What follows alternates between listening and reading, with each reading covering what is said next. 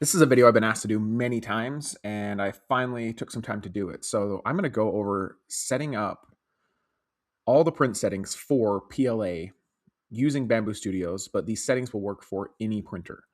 So I'm going to go over the basics first. I'm using a 0.4 millimeter nozzle. I'm going to be starting this at a 0.2 millimeter layer height and adjusting based off of these current settings. The first settings I'm going to change are the temperature. So we're going to come in here, edit these temperature settings. My current nozzle temperature is set to 220. So for basic PLA, generic PLA, any brand, this is going to be a little bit hot. I'm going to drop this down to 210.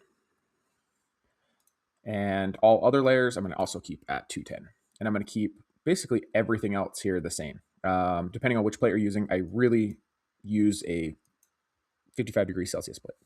These are the normal settings that I use. If you want to take a screenshot of these, this is what I'm using.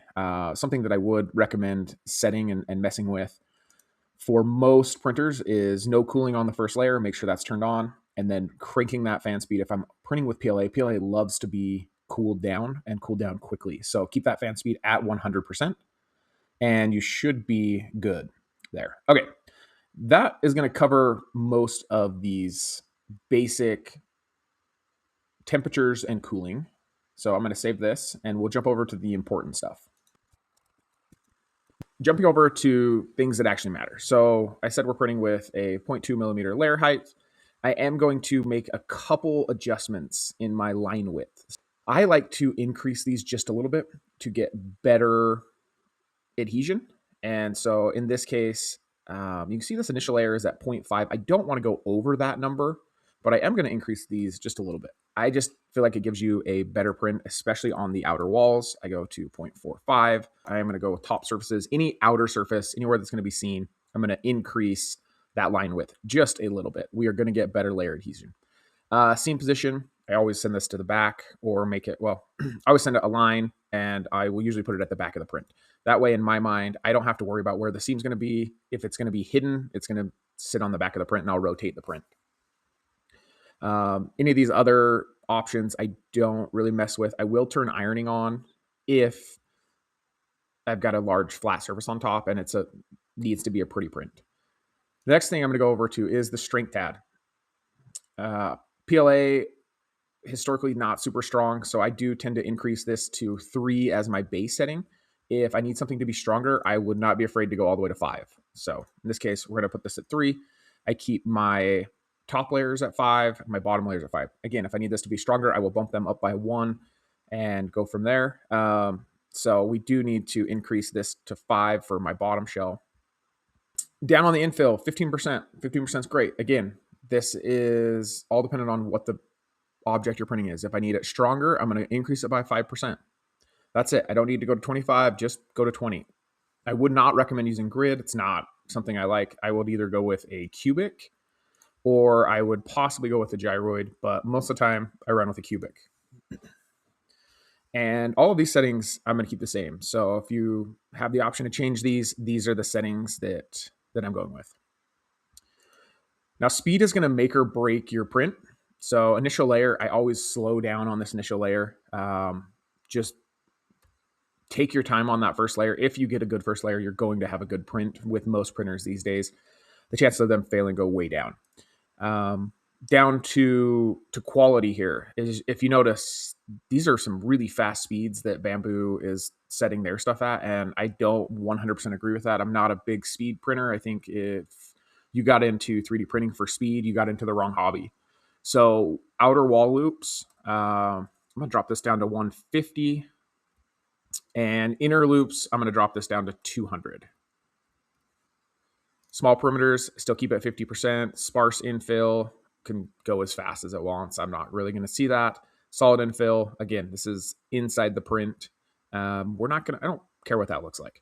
So as we go down the rest of these, my overhangs, I do keep running fairly slow, and I will actually usually drop these down to 30, kind of fairly early, right? I want these slowing down on any sort of overhangs. Bridges, I'm going to run these at 30 as well. Seems to be my favorite number. And any supports. Now, this is something I do pay attention to is my support speed. If I've got a print that's really tall and I'm going to have supports that are running up alongside of it, I may slow these supports down because I don't want them breaking off the bed plate or the build plate just because I'm going super fast. So I usually will slow these down to 100 as a baseline if it's tall. If it's not tall and they're just coming up maybe an inch or two off the plate, you can leave them at 150, or even I've seen people go up to 200 and had pretty good success. All of these other settings, this is basically about travel and acceleration. These are, I run with these base settings that are already in here. Under supports, I definitely pay attention to supports. So if I have my supports on, these are my basic settings. I'm going to run tree auto, and I'm usually going to be running a tree slim. And I will drop this threshold angle down to 25 as kind of a coverall. These are basic settings that I run with. As you scroll down through the rest of these, I don't make a lot of changes. One thing I will mess around with is this tree support. If I need something that is really detailed, I'm going to actually lower my branch distance down, and I may increase my branch diameter just a little bit. Branch angle 45 is fine, and then just the diameter of the angles at 5% is fine as well. But these two numbers right here, distance, this is the distance they are apart, and this is the actual diameter. I want to mess around with these. The last thing we can look at is just making sure our beds adhere. Most printers, I don't think we need skirts anymore. I don't think they matter.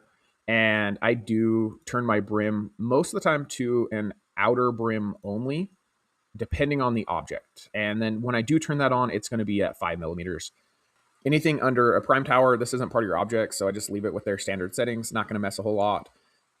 In here, under just the slicing mode, I keep it on regular. My print sequence, 90% of the time, maybe even 99% of the time, is by layer.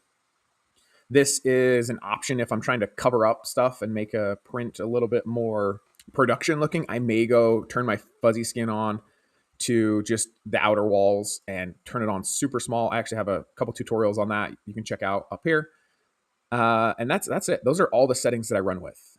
Let me know down in the comments if I missed anything or I skipped over something that you wanted to see, and I'll try to get to those as quick as possible. If you're using some different settings, go ahead and drop those down in the comments as well. I am more than willing to try out what other people are using. I'm always looking for a better way to make my prints look better and more useful. Thanks for sticking around to the end. If you found this useful, go ahead and subscribe to the channel, and we'll see you in the next video.